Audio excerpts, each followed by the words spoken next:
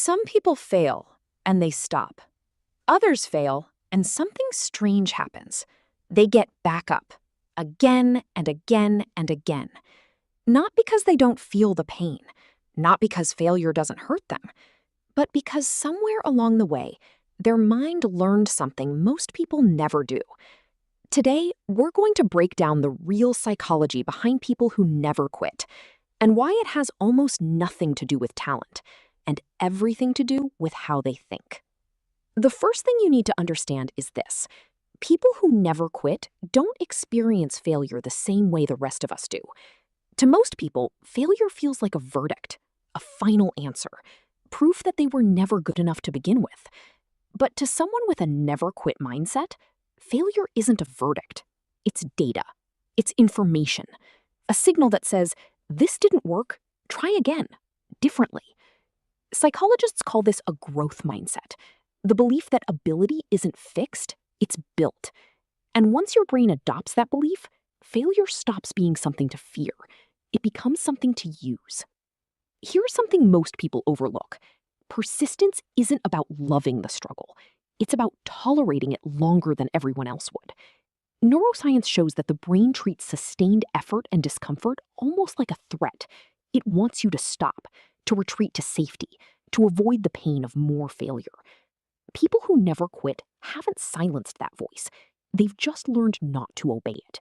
They've trained themselves to sit in discomfort without needing it to go away immediately.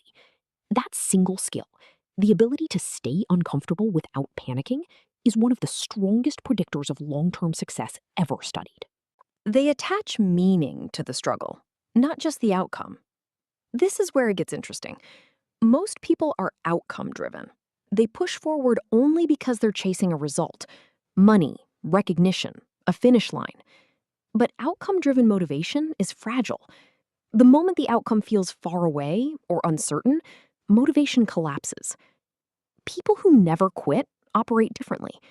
They find meaning in the process itself, in the discipline, in who they're becoming through the struggle, not just what they'll get from it. Psychologists call this intrinsic motivation, and it's powerful because it doesn't depend on the outcome being guaranteed. When the why is bigger than the result, quitting stops being an option, because quitting would mean abandoning who they're trying to become, not just a goal they're trying to reach. Here's a subtle but powerful psychological shift that separates quitters from non-quitters. When most people fail, they think, I failed. When persistent people fail, they think, that attempt failed. It sounds small. It isn't. The first version attacks identity. The second protects it.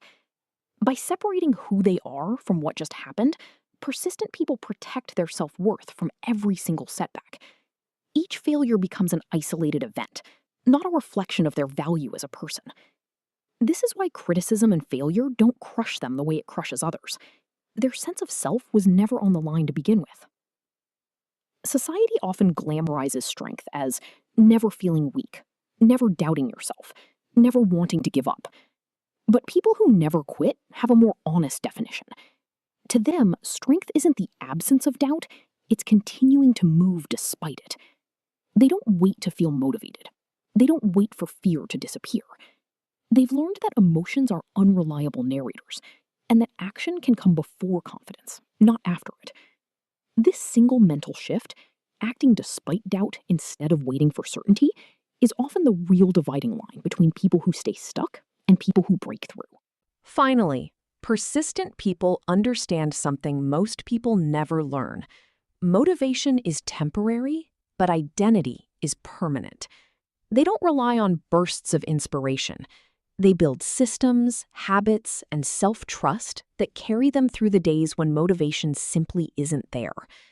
Every time they keep going, despite not feeling like it, they send themselves a quiet message. I am someone who follows through. Over time, that message becomes who they are, not because it was easy, but because they proved it to themselves, one rep at a time. If you've ever wondered what separates people who give up from people who push through, it isn't talent, it isn't luck, it isn't even motivation. It's how they interpret failure, how long they can tolerate discomfort, and how deeply they've decoupled their identity from any single outcome. Quitting was never about weakness. It was always about meaning. And the people who find enough meaning in the struggle, they're the ones who never stop.